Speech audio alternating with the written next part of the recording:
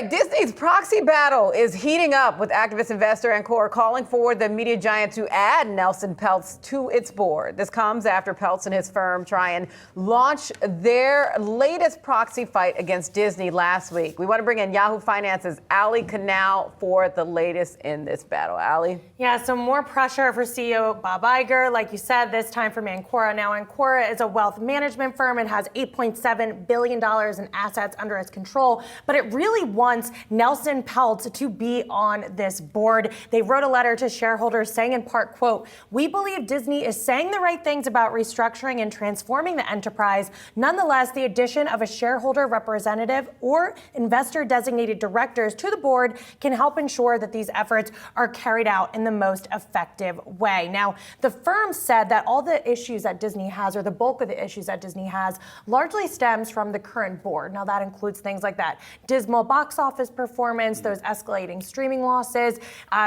This Ancora also accused the board of politicizing the brand, referencing that ongoing political battle with Florida Governor Ron DeSantis. And this is all coming after Tryon launched that proxy fight last week, and Tryon told Yahoo Finance that they are seeking multiple board seats here, including one for Nelson Peltz. CEO Bob Iger, he's talked about this at the New York Times Dealbook Summit. He said that this is something that they're going to have to continue to contend with, but that he's not going to be distracted by all of this right now because there are much more pressing issues at the company. So just a lot of noise, I think, around this company, especially heading into the new year. Yeah, we talk about reboots all the time within the entertainment sector. This is a reboot of the activist era, and all in the same year for Disney as well here. You know, separately here that we've been tracking, and we know you have as well, there's been some movement on the Sag-Aftra contract voting as well. What do we know there? Hollywood is back in business, baby. Those union members officially voting to ratify this new multi-year contract overwhelmingly in a vote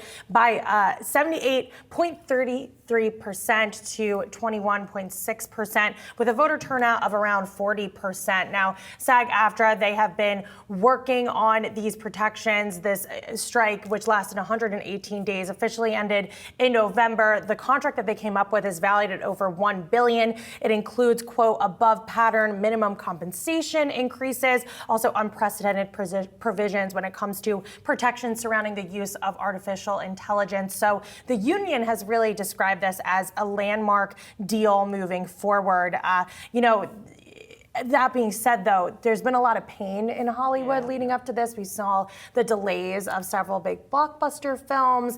45,000 jobs were lost in the entertainment sector. So despite us reaching this point, the writer's strike ended in October, there is still going to be a little bit of a lingering effect, especially when you think about the cost to the economy overall. Right, and one of the sticking points had been over AI. And it's so funny, you're talking about what's happened with the contract. I keep getting robocalls from them about the contract, and and they made the same points you did about this. You know, it's $1 billion plan of funding with regard to wages and benefits. Of course, it's AI transcribing the message that I got.